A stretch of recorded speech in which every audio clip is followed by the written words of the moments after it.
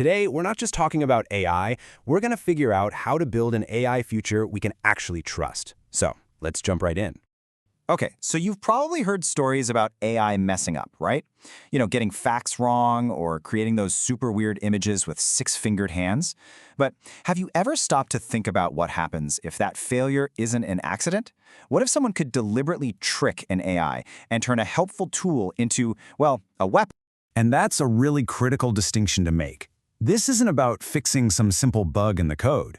We're talking about defending against a whole new kind of threat, one that's smart, intentional, and malicious. So that brings us to our first big topic. You might be asking, what makes securing AI so different from, say, securing your laptop?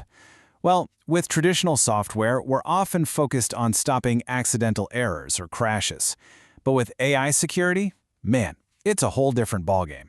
We're building a fortress against people who are actively trying to do harm. So let's put a pin in that.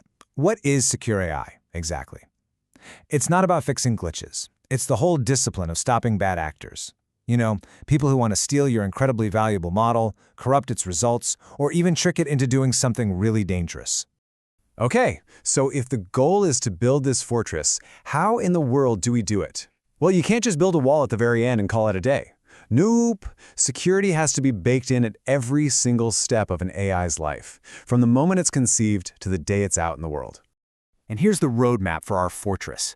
There are 5 key stages in an AI model's life, and you better believe each one has its own unique vulnerability that we need to defend. So let's walk through them, one by one. All right, stage 1. We start at the very beginning, the data, the stuff we use to teach the AI. Now, the main threat here is something called data poisoning. This is where an attacker secretly, sneakily feeds the AI bad information, basically corrupting it from the inside out. The best defense? You have to be incredibly strict, almost paranoid about where your data is coming from. This analogy just makes the whole concept of data poisoning crystal clear. If you teach a system with bad ingredients, you're gonna get a bad result. The AI learns the wrong lesson, and that can have disastrous consequences down the line. Next up, stage 2, preparing the data for training. Now this data, it can be full of really sensitive stuff. We're talking names, addresses, private medical records. If we're not super careful, the AI could accidentally memorize and later spit out someone's private details. The solution here is to scrub all that personal info and then encrypt the data, making it totally unreadable if it ever gets stolen. Okay, now for the really expensive part, training the model. This can cost millions of dollars and creates an incredibly valuable piece of intellectual property. So, what's the biggest threat here? It's simple: theft. Attackers want to steal the model's brain, its parameters. You have to guard this thing like it's gold, with super strict authorized access only. No exceptions. All right, our AI is trained and it's finally out in the world. But guess what? Now it's facing the public, and that means attackers can try to trick it in real time. These are called adversarial attacks. The defense is to act like a bouncer at an exclusive club, checking everything that comes in and everything that goes out for any suspicious behavior. And this analogy really brings the idea home. An attacker might make a tiny, almost invisible change to an image or text, like a really well-made fake ID. A human might not even notice, but it's enough to completely fool the AI, causing it to misinterpret reality.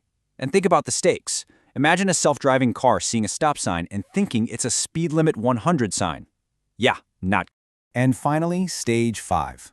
The work isn't done just because the model is live. Far from it. Security is never static. New hacking methods pop up constantly, so you have to continuously monitor your AI for any strange behavior and patch its software, just like you update the apps on your phone. Okay, so all of this technical work, this step-by-step security, it really brings us to a much bigger idea. Think of it this way. All those security protocols we just talked about, they're the concrete foundation of a house. And if that foundation is cracked, the beauty of the design doesn't matter one bit. The whole house is unsafe. Because at the end of the day, you simply cannot build a fair, ethical, or trustworthy AI system on an insecure base. It's impossible. If your system can be hacked, poisoned, or stolen, then none of the ethical stuff even matters. Security is the absolute prerequisite. Full stop. So if security is our rock-solid foundation, what do we build on top of it? We build a responsible system. You could even call it a trustworthy kingdom, governed by a clear set of ethical rules. And these are the 4 essential pillars of that kingdom. First, you need transparency. So people actually know they're talking to an AI, not a person. You absolutely need privacy to protect user data. Then you need fairness to make sure the AI doesn't just amplify our own historical biases. And finally, you need accountability so we can actually understand why an AI made the decision it did. Let's zoom in on that fairness pillar for a second because it is so critical. An AI isn't inherently biased. It's a perfect mirror of the data it learned from. If our historical data on things like hiring or loan approvals is biased, well, the AI will learn that bias and apply it with terrifying efficiency, locking people out of opportunities unfairly. And what about accountability? Why is it so important that we can explain an AI's decision?